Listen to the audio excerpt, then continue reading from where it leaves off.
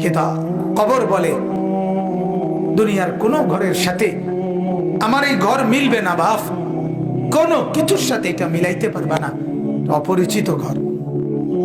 আল্লাহ আমাকে মাফ করে দেন। মেরে মোহতারাম, কবরের আযাব ভীষণ ভয়ঙ্কর। আল্লাহ নবী সাল্লাল্লাহু আলাইহি ওয়াসাল্লাম হাদিসে বিস্তারিত কবরের আযাবের বর্ণনা দিয়েছেন। আল্লাহ তাআলা কোরআনে বলছেন, ওয়ামিন ওয়ারাইহিম বারযাখুন ইলা ইয়াউমি ইউবআসুন।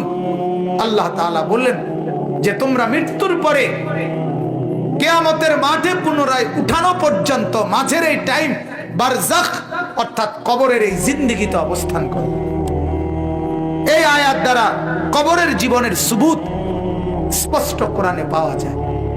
নবী সাল্লাল্লাহু আলাইহি ওয়াসাল্লাম বলছেন, প্রতিদিন কবর, যার কবর যেখানে, তার কবর তাকে ডাক দিয়ে বলে, ও আল্লাহর বান্দা শোনো, আনা বাইতুদ দুদ, আমি পোকামাকড়ের ঘর। আমার বাপ শুনেন, যুবক আপনারাও শুনেন, আপনারাও শুনেন, কবর কিন্তু নির্দিষ্ট কোনো বয়সে যায় না বাপ। প্রতিদিন কোলের বাচ্চাও কবরে যায়, 90 বছরের বুড়াও কবরে যায়, 16 বছরের 20 বছরের তাকড়া জওয়ানও কবরে যায়। কবরস্থানে সব ধরনের লাশ আছে। এজন্য কবর ডেকে বলে, ও আল্লাহর বান্দা, আমি পোকামাকড়ের ঘর। সেই ব্যক্তি যে একটা মশারি ছাড়া, একটা সামান্য মশার কামড় সহ্য করতে পারো না, একটা মশা কানের কাছে দিয়ে গেলে তোমার ঘুম ভাঙ্গা যায়, মশারি টাঙ্গাও, কয়েল জ্বালাও, অ্যারোসল লাগাও, এত কিছু করে তুমি মশার একটা আওয়াজ থেকে, কামড় থেকে বাঁচতে চাও। হায় আল্লাহর বান্দা, তো বছরের পর বছর, শত শত বছর কবরের মধ্যে এই পোকামাকড়ের ঘরে কেমনে থাকবা?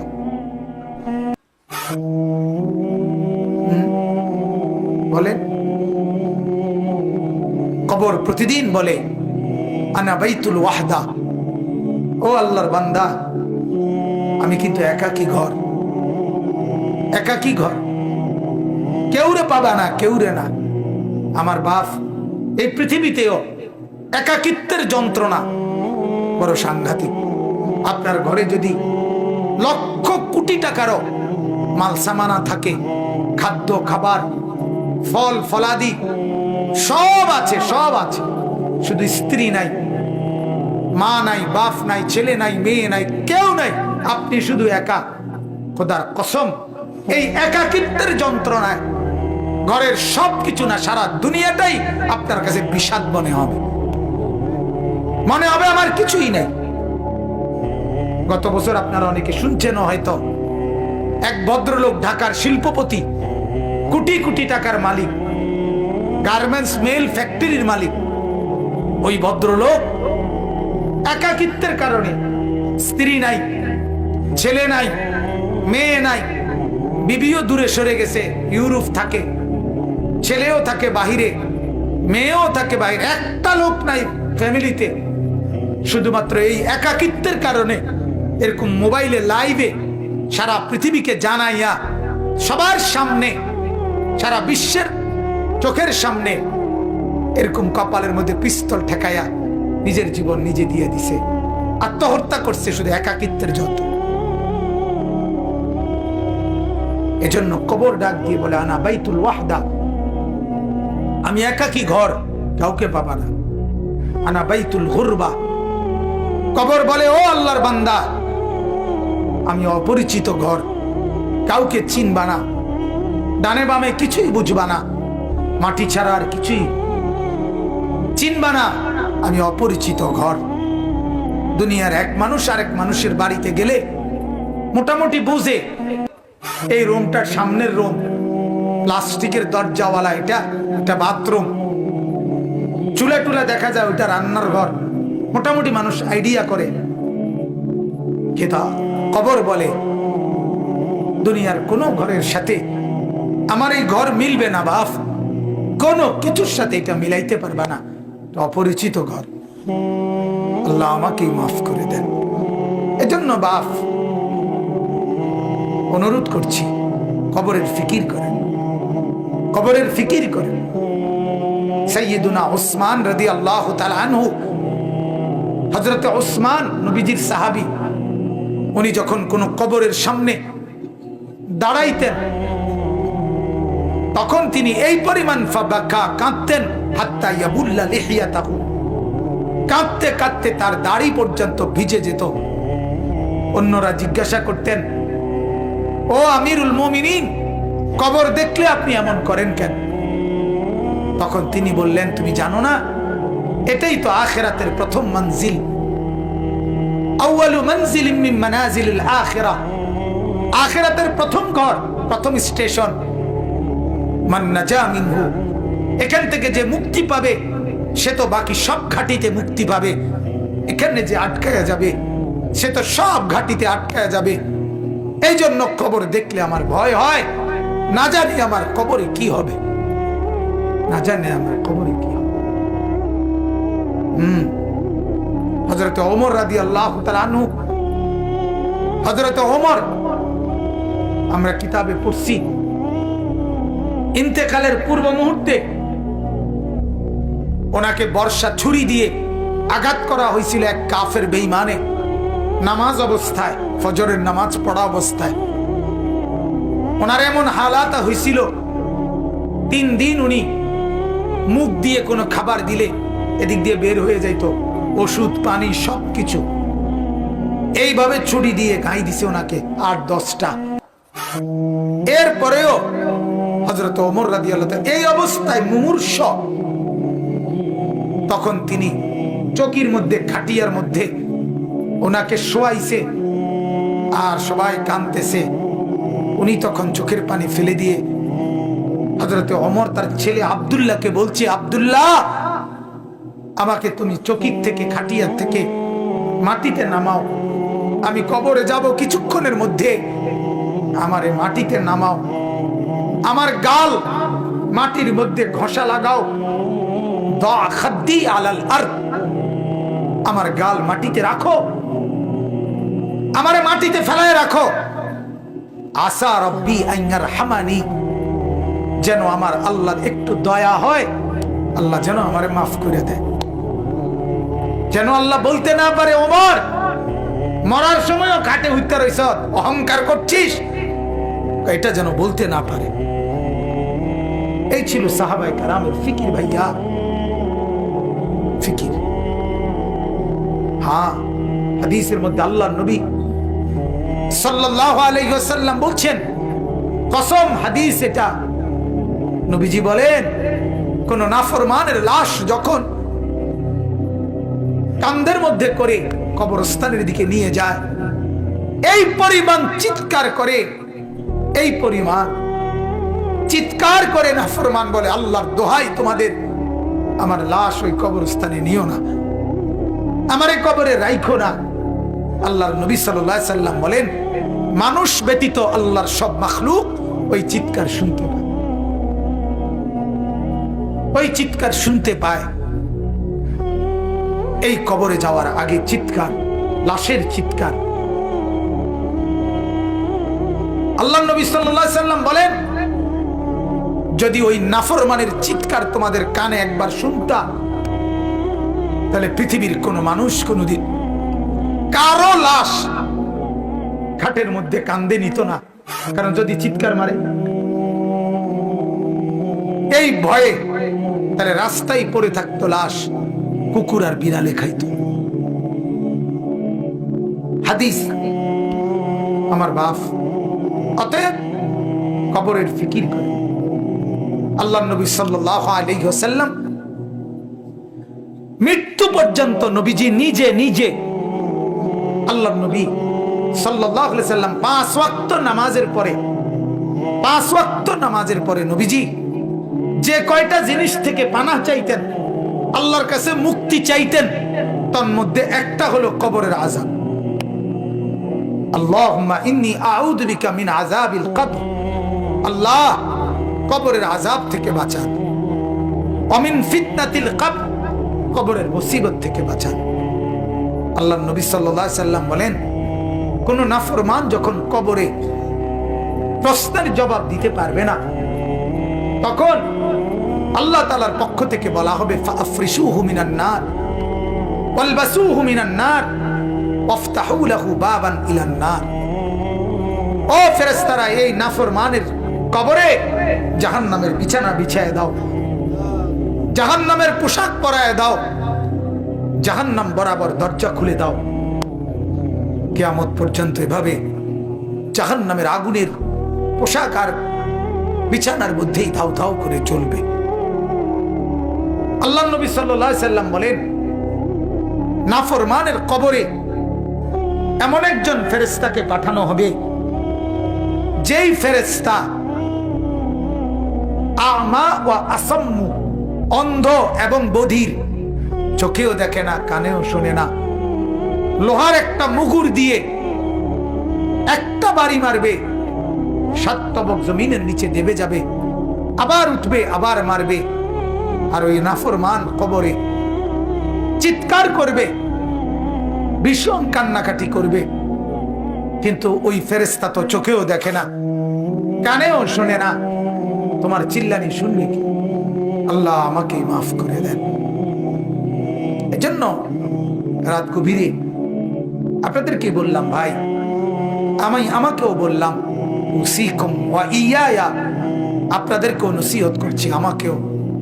প্রত্যেকে কবরের প্রস্তুতি নেই।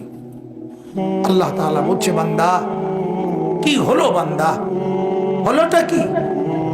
মাটির উপরে একটা ঘর, সেটারে কত যত্ন করে সাজাইলা, কত দামি টাইলস, কত খাট পালং সোফা, ফার্নিচার, ফ্রিজ, এসি, দরজা জানালা, কত সুন্দর করে মাটির উপরের ঘর সাজাইলা।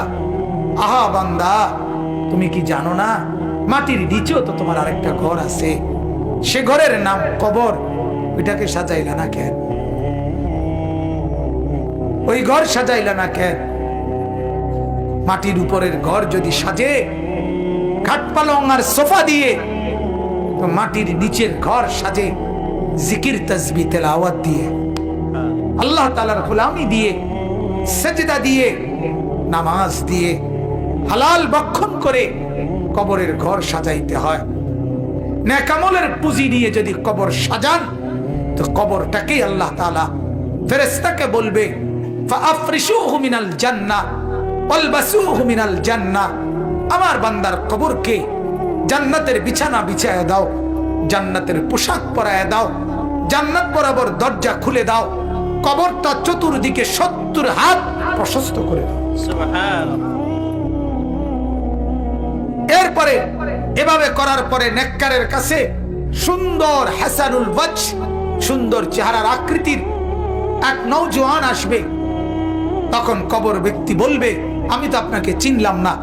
তখন সে বলবে, আনা আমালুকা সালেহ, আমি তোমার সারা জিন্দেগীর নেক আমল। আজ প্রস্তুতি নাও, জান্নাতে তোমার বন্ধুদের সাথে, জান্নাতের মেহমানদের সাথে, তোমার আত্মীয়দের সাথে মিলিত হবে। এটার খুশখবরই আমি তোমাকে দিতে আসছি। হাদিসে আছে, আল্লাহর নবী বলেন, তখন নেককার কবরবাসী বলবে আল্লাহর কাছে, ইয়া রাব্বি আকিমিস সাআ হাত্তা ইয়ারজিআ ইলা আহলি, আল্লাহ আরে জলদি কিয়ামত শুরু করে দেন, আমি আমার পরিবারের কাছে ফিরে যেতে চাই। মানে জান্নাতে যেতে চাই, জান্নাতে যেতে চাই। এজন্য কবরকে ভয় করেন। আপনি আমি প্রতিদিন দেখতেছি, প্রতিদিন মানুষ কবরে যায়, যায় কিনা বাপ? ওরা কেউ মরতে চায় নাই, কিন্তু মৃত্যু তাদের কাউকে রাখে নাই। কেউ মরতে চায় না, কেউ না। একেবারে 120 বছরের বুড়ো মানুষটাকেও, 120 বছরের বুড়ো মিয়া, তারেও মানুষ ডাক্তার দেখায়, তারেও হসপিটালে ভর্তি করায়, তারাও তো চেষ্টা করে আমার 120 বছরের দাদা যেন না মরে, আমার 120 বছরের বাপ যেন না মরে। তিনিও মরতে চান না, কিন্তু কবর ডাক দিয়ে বলে, আমি কাউকে থাকতে দেই না। দুনিয়া বলে, মাটি বলে, আরে বন্ধু মরতে তো কেউই চায় নাই, আমি তো কাউকে থাকতে দেই নাই। ফেরাউন তো মরতে চায় নাই, নমরুদ তো মরতে চায় নাই, সাদ্দাদ আর কারুন তো মরতে চায় নাই, কিন্তু মৃত্যু তো তাকে ছাড়ে নাই। ছাড়ছে কিনা ভাইয়া? নওজোয়ান, কি রঙের গুড্ডি উড়াইতেছ বাপ? কি রঙের গুড়ি উড়াচ্ছ? এভাবে ভুলে গেলা কবর, অথচ তোমার সামনে মানুষ অ্যাক্সিডেন্ট হয়, জলজ্জান্ত মানুষ মরে যায়। ওই যে রাস্তায় এখনো শুনলাম, হ্যাঁ, ছোট্ট বাচ্চা সহ মেরে গেছে। এই তো আমাদের চান্দিনা রাস্তায়। আমার মাদ্রাসার হাফেজ সাহেব, আমার মাদ্রাসার উস্তাদ এখনো আছে, হাফেজ মামুন। তার বাবা, তার মা, তার 4 বছরের বোন ঢাকা থেকে আসতেছে, নরসিংদী গাড়ি স্টিকের সাথে লাগছে। মার কোলের থেকে বাপ কোলের এই 4 বছরের মেয়েটারে নিজের কোলে লইছে, লইয়া জড়াইয়া ধরছে। এই সময় একটু পরেই এই ট্রাকে বাড়ি খেয়া বাপও মারা গেছে, কোলের বাচ্চাটাও মারা গেছে। মা বাইচে গেছে। আমার কাছে মনে হয়েছে যেন মা তার স্বামীর কোলে দিয়ে বলছে, ধরো তোমার বাচ্চাটাকে নিয়ে যাও তোমার সাথে। তাই রে বাপ, বলেন না, ছেলেদেরকে কে বুঝাবে? ওরা মনে করছে আমরা এত সকাল মরবো না, আর কিছুদিন গুনাহ করি, আর কিছুদিন উলঙ্গ ছবি দেখি, আর কিছুদিন নাচ দেখি, ছবি দেখি, অশ্লীল বেহায়াপনা। আমাদের মা আর বোনেরা বুঝছে আরো কিছুদিন ফুর্তি করি, রূপ দেখাই, যৌবন দেখাই, রাস্তায় রাস্তায় লম্পটের ভোগের সামগ্রী, নজরের সামগ্রী হই। এই হলো আমাদের মা আর বোনেরা। টেলিভিশন ভুলায় দিছে ওদেরকে আখেরাত, কবর, নর্তকীর নাচ, উলঙ্গ ছবি, গান, বাদ্য, নাটক, সিনেমা, নাচ, গান, ফুর্তি ভুলায় দিছে, ভুলায় দিছে। ঘূর্ণিঝড়ের পরের দিন আমি নরসিংদী গেছি, গিয়ে দেখি রাস্তার পাশে এরকম প্যান্ডেলের ভিতরে যুবক যুবতী ওপেন নাচতেছে, ডেক সেট বাজতেছে। আগের দিন ঘূর্ণিঝড়, অর্থাৎ ঘূর্ণিঝড় যে বিদায় নিছে, এই কারণে খুশিতে আল্লাহর দুশ্মনরা কতক্ষণ নাচত। আল্লাহ আমাদেরকে মাফ করে দেন। অতএব আমার বাপ, আমি মনে করাই দিলাম, আমার জন্য, আপনাদের জন্য কবরের সামান বানান, কবরের প্রস্তুতি নেন, কবরের কথা ভাবেন, মৃত্যুর কথা ভাবেন। আল্লাহ নবী সাল্লাল্লাহু আলাইহি সাল্লাম বলছেন, কাফা বিল মাউতে ওয়াইজান, ওয়াজের জন্য, ওয়াজ, এই যে এখন ওয়াজ মাহফিল না, এটা তো নবীজি বলছে ওয়াজের জন্য মৃত্যুর কথা বলা, মৃত্যুর স্মরণ, এটাই যথেষ্ট, এটাই সেরা ওয়াজ, যে মৃত্যুকে স্মরণ করা।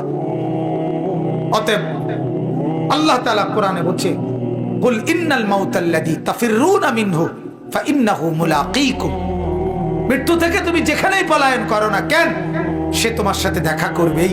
আইসিইউর ভিতরে ঢুকাইলো, ওইখান থেকেই আজরাইল নিয়ে আসবে, নিয়ে আসবে। আল্লাহ তাআলা আমাদেরকে কবর বুঝার, মৃত্যু বুঝার সবক নেওয়ার তৌফিক দান করেন।